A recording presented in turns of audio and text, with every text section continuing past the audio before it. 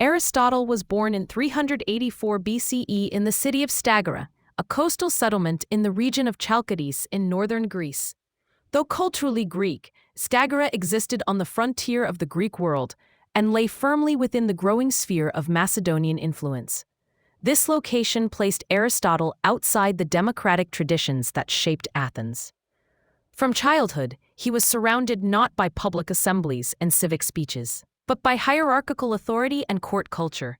This early environment formed his understanding of power as something structured, inherited, and administered, rather than contested through popular rule. His father, Nicomachus, served as a physician at the court of King Amyntas III of Macedon. Greek medicine at the time emphasized balance, observation, and the careful study of natural causes. Disease was not viewed as divine punishment, but as a disturbance in natural order. Although Nicomachus died while Aristotle was still young, this medical background left a permanent mark. Aristotle inherited a respect for empirical inquiry and an understanding that knowledge required patient observation of how things functioned in reality. After the death of his parents, Aristotle came under the guardianship of Proxenus of Atarneus, who ensured that he received an education suited to an elite future. Aristotle's early training likely included poetry, grammar, mathematics, music, and physical discipline, as well as exposure to administrative thinking. Unlike many Athenians trained primarily for public persuasion, Aristotle's education leaned towards systematic study and disciplined reasoning, shaping his later preference for structure over rhetoric. At around 17 years of age, Aristotle traveled to Athens, the intellectual center of Greece. In 367 BCE, he entered Plato's academy, which was already renowned as a place devoted to philosophical inquiry rather than political ambition. Aristotle remained there for nearly 20 years, longer than most students. During this time, he absorbed Plato's teachings on ethics, metaphysics, politics, and the nature of knowledge. The academy trained its members to search for truth beyond appearances, grounding inquiry in logic and mathematics. Despite his admiration for Plato, Aristotle gradually developed philosophical disagreements.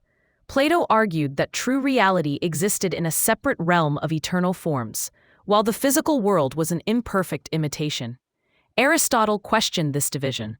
He believed that form and matter were inseparable and that understanding must arise from studying the natural world itself. These differences did not break their relationship, but marked Aristotle's emergence as an independent thinker, committed to precision and classification.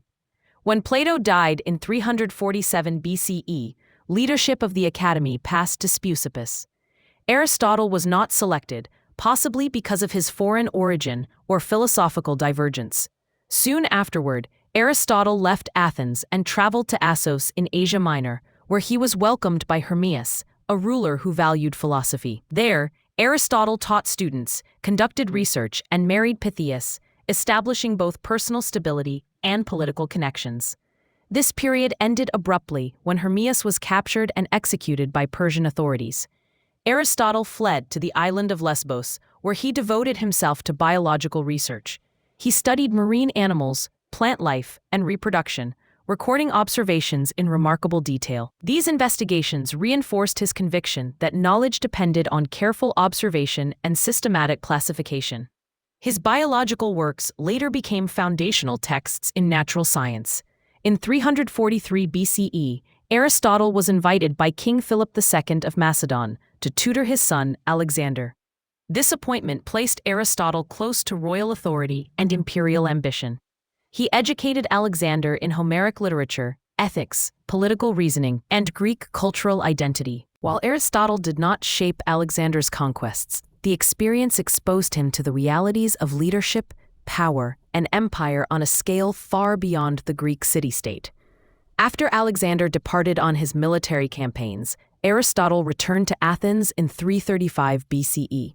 With Macedonian dominance firmly established, he founded his own school, the Lyceum. Unlike Plato's academy, the Lyceum emphasized collective research, empirical study, and the organization of knowledge. Aristotle and his students gathered political constitutions, studied animals, examined logic, and analyzed ethical systems. Teaching often took place while walking, earning the group the name peripatetic. During this productive period, Aristotle composed many of his surviving works. His writings were technical and instructional, intended for students rather than public audiences.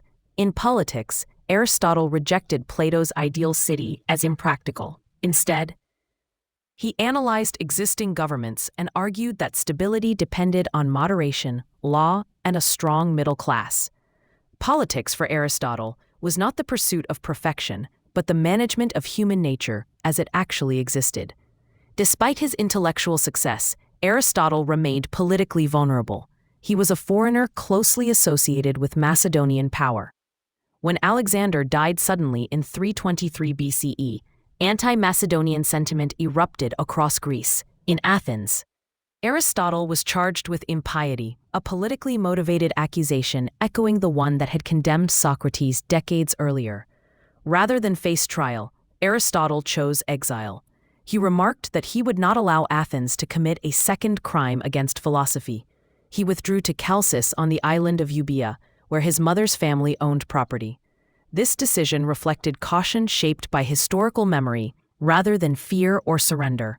In exile, Aristotle's health declined. His active teaching life ended, though he continued to write and reflect. In 322 BCE, at the age of 62, Aristotle died quietly, removed from political conflict.